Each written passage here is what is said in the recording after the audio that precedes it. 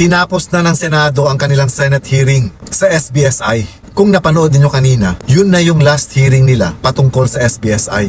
Pero kahapon, naglabas na din ng statement ang DOJ na nagsampa na rin sila ng mga kaso. Sinasabing 21 cases ang isinampa nila laban sa ilang mga opisyal ng SBSI. Isinampa nila ito sa Surigao City Regional Trial Court. Pero ayon na kay Justice Secretary Boying Remulla, nire-request nila na mailipat ito sa Manila para nang sa ganon, magkakaroon ito ng fair trial. Dahil nababahala sila na kung sa Surigao gagawin yung paglilitis, maaaring magkaroon ito ng mga impluensya. Dahil siyempre, taga doon yung mga akusado. And at the same time, natural, meron silang mga koneksyon doon. Kung kaya, ang hiling ni Justice Secretary Boying Remulla, mailipat sa Manila yung kaso. Meron na tayong 22, ano ba? 21 cases. 21 cases filed already. Sa Surigao, final muna. Qualified trafficking in persons, facilitation of child marriage, solemnization of child marriages, and child abuse. So, meron na tayong cases na final ng ating prosecutors. But it's just the beginning. Kasi marami pa itong angles na dapat ma-fill dito. And of course, sabi ko, preliminarily filed in Surigao because eventually we believe that the cases should be tried here in Manila or in another venue where the interest of justice will not be affected by people who may want to interfere in the process.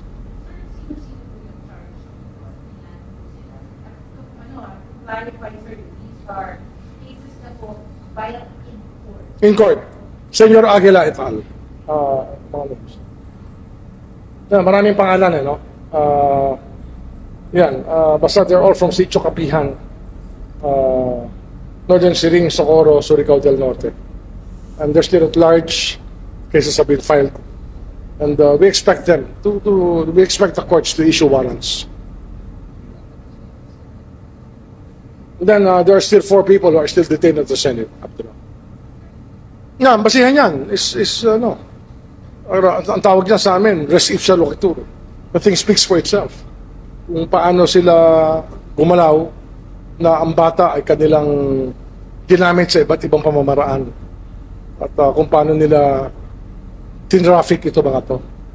I think that, yun nga, ang kasabihan dyan talaga, Latin, res ipsa loquitur. The thing speaks for itself.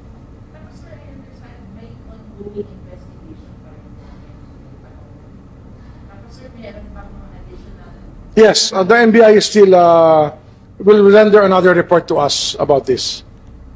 Dahil nga we have asked them to look into it again. Kasi initially sila yung unang nagdemanda, di ba? June pa lang nagdemanda sila, walang nangyari. Dahil marami nakikialam sa kaso. Kaya nga, sa tingin namin, hindi na magtatagal ang kaso sa Surigao. Kasi sa karanasan natin, ay maraming gustong makialam sa kaso. Kaya kailangan dalhin dito. So kanina nga sa pag-conclude o sa pagtatapos ng Senate hearing, binasa rin ni Senator Bato de la Rosa yung inilabas ng Prosecutor's Office ng Surigao na kung saan nagpalabas ito ng warrants of arrest dun sa mga akusado. Kabilang dito si J. Renz Kilario or alias Senyor Aguila at 12 pang opisyal at miyembro ng SBSI. Ito ay sa kasong isinampa na sinasabing qualified human trafficking. Hindi pa kasama dito yung mga kaso tungkol sa forced marriage at sa child abuse. Yung arrest warrant na isinerve kanina sa kanila ay para sa kasong qualified human trafficking. Pag sinabi kasi natin qualified human trafficking, ang involved dito ay yung mga taong below 18 years of age o yung mga minors. At ang magiging parusa nito ay life imprisonment. At sinasabi nga na parang 8 or 9 counts of qualified trafficking ang isinampa laban dito sa kanila. Tapos parang 8 counts din ang isinampang kaso na sinasabing child abuse at 4 counts naman ang para sa kasong facilitation of child marriage. Kaya ang total lahat ng kasong kakaharapin nila ay 21 cases. At lahat ng ito, dahil ang concern dito ay mga minors, ang parusa dito ay life imprisonment. So kumbaga, kung mahahatulan sila, matatalo pa yata nila yung haba ng sentensyang ibinigay kay Janet Napoles na 150 years. Dahil kung 9 counts dun pa lang sa qualified trafficking At maximum halimbawang ibibigay sa kanila na life imprisonment of 40 years, 40 times 9 counts, 360 years na yun. Para lang yun sa qualified trafficking. Meron pang child abuse at child marriage. So talagang kahit patay na sila, nakakulong pa rin. So kumbaga, sobra pa sa habang buhay ang pagkakakulong na mangyayari sa kanila. Kung napanood ninyo yung last Senate hearing kanina, ako talaga habang pinapanood ko yung kanina, na-high blood talaga ako. Dahil kitang-kita doon kung paano magsinungaling, lalong-lalo na itong si Senyor Aguila at yung isang dating pulis na si Bontad.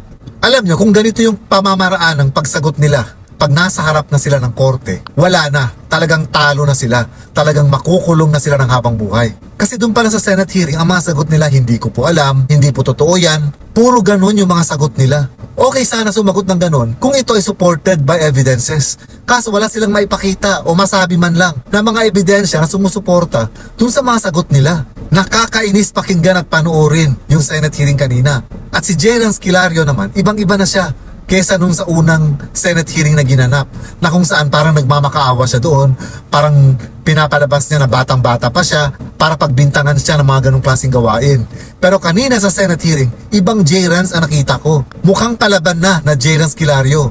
Kumbaga siguro parang na-training or tinuruan ito habang nakadetain sila sa loob ng Senate building. Kasi kanina talagang sumasagot na siya. At meron pa siyang mga sagot tulad ng na dapat daw ang tanungin nila yung mga magulang ng mga bata. May sinabi rin siya na dapat daw ang tatanungin ay yung finance officer nila. So gano'n na siya sumagot ngayon. Pati yung boses niya nag-iba na rin. Lumaki na parang mamang-mama na. Yun nga lang, hindi pa rin talaga niya maitago na talagang nakadepende siya lagi kay Mamerto Galinado, yung Vice President ng SBSI. Kasi nung tinatanong siya ni Senator Francis Tolentino ng mga ilang katanungan, tumitingin siya kay Mamerto. Kaya nga sinasabihan siya lagi ni Senator Tolentino na sa kanya humarap si Jayrans at huwag dun sa kanyang katabi. Dun pa lang sa mga kilos na kanina, halatang halata na talagang tama yung sinasabi ni Senator Bato na itong si Senyor Aguila ay isa lamang figurehead ng SBSI at ang totoong leader nito na sumusursur sa kanya para iutos lahat ang mga gusto niyang ipautos ay itong si Mamerto. Nakakatawa na nakakainis, lalong-lalo na kung sinasabi niya na siya ang presidente ng SBSI. Tapos kapag tinatanong siya tungkol dun sa mga nangyayari sa loob ng SBSI, ang mga sagot niya ay hindi niya alam o hindi totoo yan. Pwede bang ganun? Pwede ka bang maging presidente na hindi mo alam ang nangyayari sa organization mo? Napakatanga naman ng mga naniniwala sa kanya kung ganun yung mga pangyayari. Dahil para ano pa na nakaupo siyang presidente ng SBSI kung wala naman pala siyang pake sa kung ano-anong mga nangyayari doon sa loob ng kapihan. Ang kinabiliban ko lang talaga, grabe ang loyalty nila sa loob ng kapihan. Talagang wala silang nilalaglag at hanggat kaya nilang pagtakpan ang isa't isa ay ginagawa nila. Ganon katindi ang loyalty nila sa loob ng kapihan. Ibang klaseng brainwashing ang ginawa yata sa kanila. Kasi kahit ipit na sila, pinaninindigan pa rin nila yung pagsisinungaling nila. Na kahit sa harap ng Senado, ginagawa pa nilang mga tanga yung mga senador. Kaya tama lang talaga na dapat na mabuwag na itong kapihan at bawiin na ng DENR yung agreement nila patungkol sa Pacbarma na ibinigay nila dati sa SBSI. Para lang sa gayon, mapaalis na sila dun sa kapihan at mabuwag na ng tuluyan yung samahan nila. Dahil kung hindi, tama nga yung sinasabi kanina sa Senado, hanggat hindi sila nabubuwag, patuloy ang magiging operasyon nitong SBSI at patuloy na makakapag-brainwash pa sila ng mga bagong recruits nila. Ito rin yung kaso na sa tingin ko ay first time ko na nakaramdam na kung saan 100% ako na gusto kong mahatulan itong mga opisyal ng SBSI ng life imprisonment. Talagang hindi lang nakakapikon kung hindi nakakagalit yung mga palusot at yung mga pagsisinungaling na mga sinasabi nila. Well, sa palagay ko naman talagang mahahatulan itong mga opisyal ng SBSI na sinampahan ng mga kaso. Dahil unang-una matitibay yung mga ebidensya ng prosecution at marami silang mga state witnesses na makapagpapatunay na totoo lahat yung mga aligasyon laban dito sa mga opisyal na ito.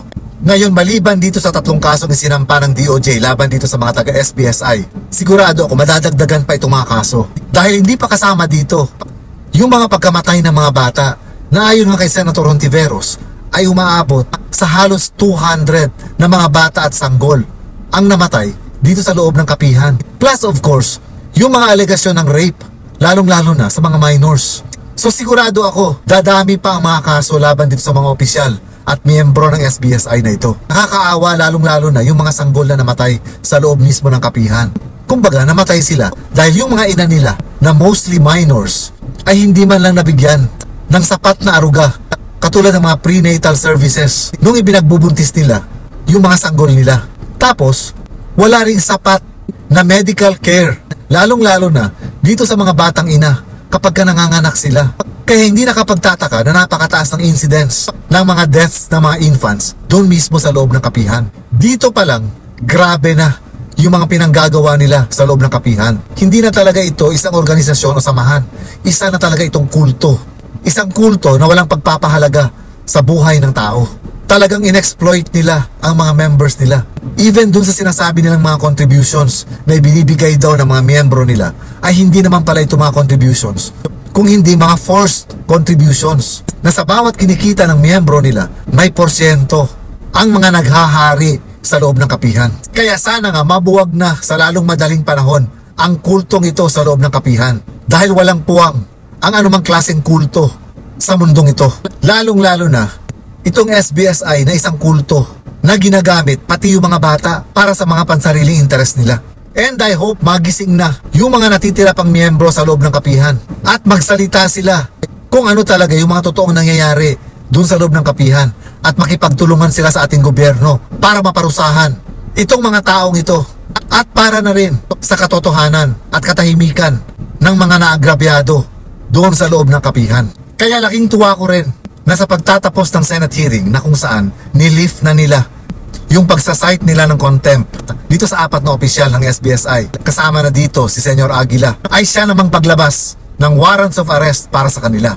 Sa kasalukuyan, makakalaya na sila sa pagkakadetain nila sa Senado. Pero, malilipat sila sa kustodiya ng NBI at doon na sila ikukulong habang dinidinig yung mga kaso laban sa kanila. And this time, malabo na makakalabas pa sila ng kulungan dahil ang kasong qualified human trafficking ay non-bailable. Kaya wag na silang umasa na makakalaya pa sila.